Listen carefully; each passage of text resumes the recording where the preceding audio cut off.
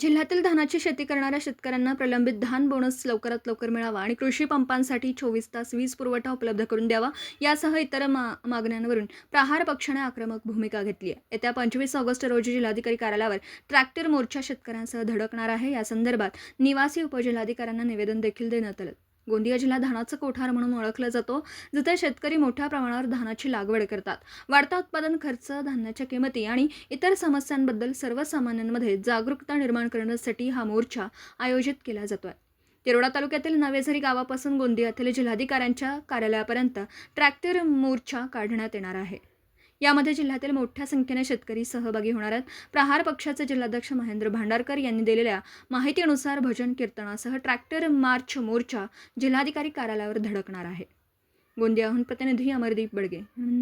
August 2026ला भव्य मोर्चा नवेझरीहून गोंदियापर्यंत काढण्यात येत आहे। तरी पण आपल्याला धानाचा बोनस आणि लाडकी बहिणाचे बाकी उरलेले पैसे आणि त्याच्यानंतर विद्युत 24 तास विद्युत हे मिळाल्या पाहिजे आणि जंगली प्राण्यापासून आपल्याला संरक्षण मिळाल्या पाहिजे आणि याच्याबद्दल गव्हर्नमेंटने याबद्दल काळजी घ्यावी आणि आम्हाला सर्व कास्तकारांना सहकार्य करावा हीच विनंती करतो।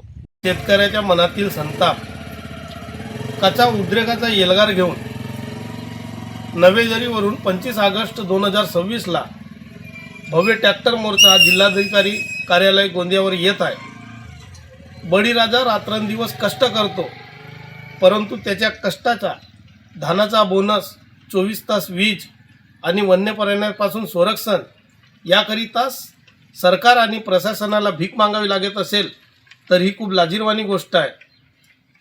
तरी हा कुणा एका पक्षाचा नाही, कुणा एका नेत्याचा नाही, हा मोर्चा सर्वसाधारण शेतकऱ्याचा आहे।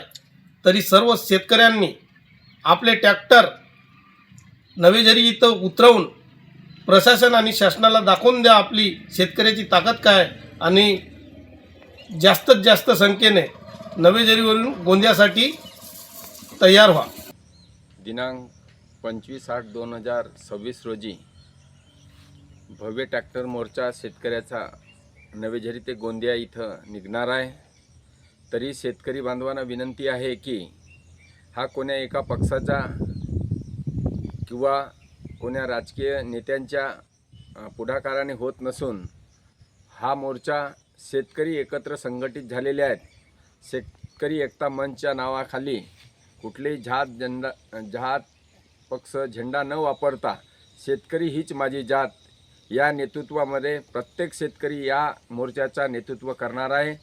तरी जास्तीत जास्त संख्येनं शेतकऱ्यांनी या आंदोलनात उपस्थित राहावे, कारण माननीय मुख्यमंत्री साहेबांनी धानाला बोनस देऊ अशी घोषणा केली होती।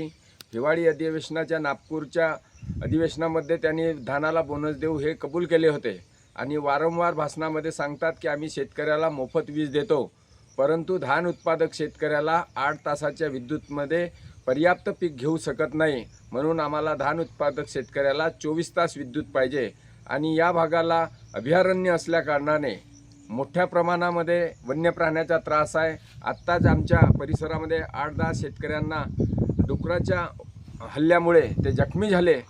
अशा वेळेस शेतकऱ्याला संरक्षण म्हणून या वन्य प्राण्याचा तात्काळ बंदोबस्त करावा आणि सर्व शेतकरी बांधवांनी नवेझरी येथे सकाळी 9 वाजे या ट्रॅक्टर मोर्चामध्ये आपापले स्वतःचे ट्रॅक्टर घेऊन आपापल्या वाहनाने जास्तीत जास्त संख्येने गावकऱ्यांनी येण्याची कृपा करावी असे मी आज या शेतकरी म्हणून आपणास एक विनंती करत आहे। दिवसभरातील घडामोडींचा आढावा घेण्यासाठी पाहत रहा N24 मराठी न्यूज चॅनल।